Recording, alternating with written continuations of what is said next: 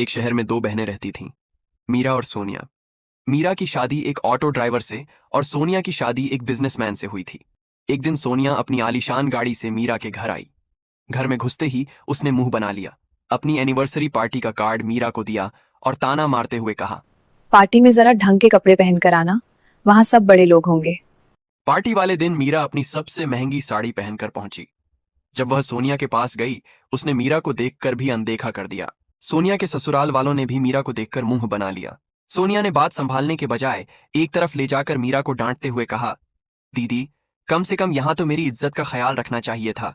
ऐसे फटीचर कपड़े पहनकर आ गईं, सब मुझ पर हंस रहे हैं। अपनी सगी छोटी बहन के मुंह से ऐसी बातें सुनकर मीरा का दिल टूट गया। वह वहां एक पल भी नहीं रुकी और रोते हुए अपने घर वापस आ गई। उस रात मीरा ने ठान लिया कि वह अब गरीबी में नहीं जिएगी।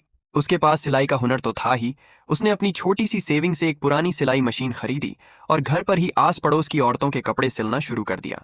मीरा की सिलाई में इतनी सफाई और फिटिंग इतनी जबरदस्त थी कि धीरे धीरे पूरे मोहल्ले में उसकी चर्चा होने लगी। शुरुआत में उसने रात रात भर जाग कर काम किया। साथ ही उसने एक सिलाई क्लासेस ज्वाइन की, जहां उसने डिजाइनर ड्रेस बनाना सीख लिया। उसकी डिजाइन की हुई कुर्तियां और सूट इतने पसंद किए जाने लगे कि अब उसे ब्राइडल लहंगा और पार्टी के ड्रेस के भी ऑर्डर आने लगे। देखते ही देखते मीरा का काम घर के एक कमरे से निकलकर एक छोटी फैक्ट्री में बदल गया। 2 साल के अंदर ही मीरा शहर की सबसे बड़ी लेडीज गारमेंट सप्लायर बन गई। एक दिन टीवी पर मीरा का इंटरव्यू आ रहा था, जिसमें एंकर पूछ रही थी कि आपने इतना बड़ा बिजनेस कैसे खड़ा किया। मीरा ने जवाब दिया, का श्रेय मेरी छोटी बहन को जाता है। उसने एहसास दिलाया कि दुनिया उगते सूरज को ही सलाम करती है।